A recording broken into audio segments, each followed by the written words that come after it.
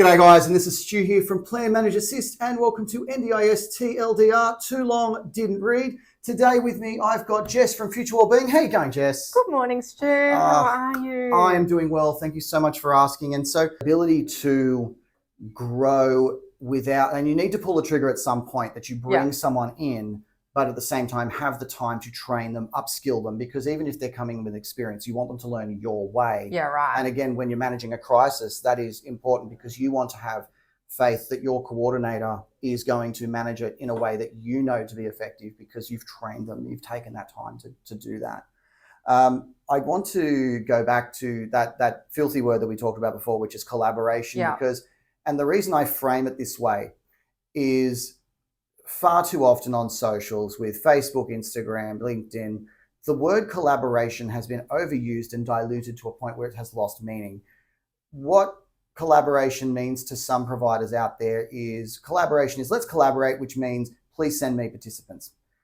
That's not collaboration. That's just asking for referrals. And I know that for every support coordinator out there that's hearing this right now, and even right now, Jess, with your face, that's explain exactly for those that are listening on Spotify that can't hear it, you could hear her face cringe at the word collaboration, because that's not what collaboration really is. That's not what collaboration is. And I think I'm going to touch really quickly on that and say a lot of us are really peed off, especially if you're a support coordinator. Oh my God, you're a support coordinator, give me a referral. No, we don't know you, we don't like you, we don't trust you yet. You have to build those relationships. But collaboration, as we were talking about earlier, when we are in a crisis or we've got a team, that is how I view collaboration. So it's, how well do you know that OT? How well is that OT collaborating? Can the OT and the speech share some of their tasks? Because there can be a crossover sometimes. Is that a behaviour supports job, or do we give that one to the speechy? So we bring everyone together for these stakeholders meetings. We see what everyone's working on. We see how outcomes are being achieved. This is the thing, we can't forget about goal progress. Exactly. And that to me is collaboration. If you're a strong support coordinator and you're driving that ship, you will get really good outcomes. Absolutely. And I think as well that when we talked about that collaboration and why it's sort of perceived that way, the question as a support coordinator you need to ask yourself is when someone's coming up to you and saying, oh, let's collaborate, are you going to trust them in a crisis situation? If you don't know them, if you don't know that they're going to do a good job, it's hard because you do want to give people a go. You want to see, because you don't know what you don't know. Right. In who might be a fantastic provider that you've never worked with before. But at the same time, these participants are the people that you have taken the time to get to know if you've done it well. You've taken the time to get to know them. You know what their situation is. Are you going to trust them to a complete stranger? No. Are you going to get a referral the first time you ask a support coordinator to collaborate? No, it's not going to happen. That's right. Please don't go out there thinking that that's how it's meant to be. Collaboration is something that takes time to build. It is something that takes a mutual level of respect and understanding. And this is coming from someone who's not a support coordinator.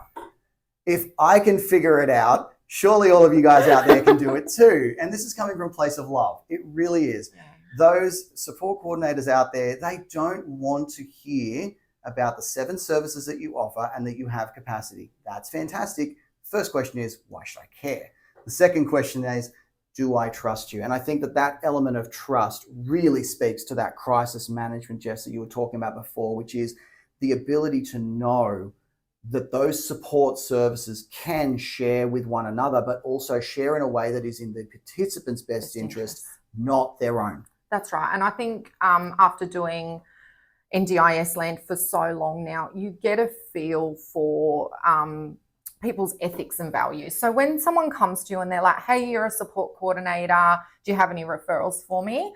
Have a conversation. And I think we're going to touch on this in future episodes, which is knowing your niche. That as soon as you understand that you will have a niche that you can support very well, that's where you then speak to those passions, you speak to those events, and that's where the connection will come from. And in terms of when you're looking for providers and when you're looking for those other services, Jess, and particularly in preparation for what if, what are some of the things that you look for when you're finding someone new? What are the things, because this is going to be for those providers that are sitting out there right now looking at this podcast and going, I wish I could find more participants. One, that's not what you should be asking yourself. Two, what are you looking for? Well, it's got to be a match. They have to have the experience. Another thing that I think a lot of providers need to keep in mind is that a coordinator reaching out and giving you a phone call is not them just dumping a participant on you and giving you work. It's not about that. It is that matchmaking process that really comes to it first.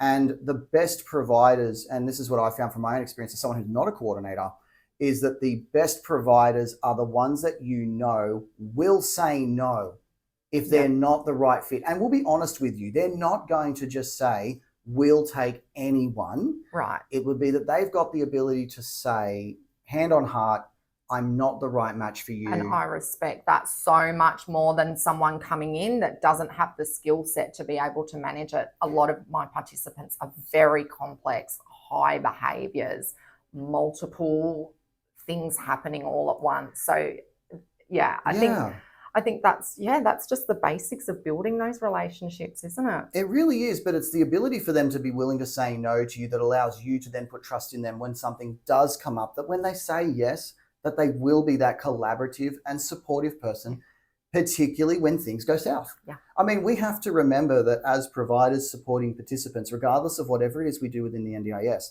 we have to be able to not only handle, but survive and thrive when it comes to supporting participants on their worst day. And that if we can handle them on their worst day, we sure as hell can handle them on their best. We can. And I think that's something that we get forgotten sometimes, is that it's not just about maintaining and just being at this point. It's about being able to handle things. And just so, look, with Future Wellbeing in particular, and sort of really driving down on what you guys do. So I know you said you do a lot of level 3. What would be Future Wellbeing's niche? What would be, because we've talked about niche before, but what would be the business's niche for Future Wellbeing when it comes to supports? Essentially, we do 2 services. We do support coordination and core supports. Level 2, level 3 support coordination, high intensity core, and everyday CP, in-home supports, that sort of thing. Those are the 2 services we deliver.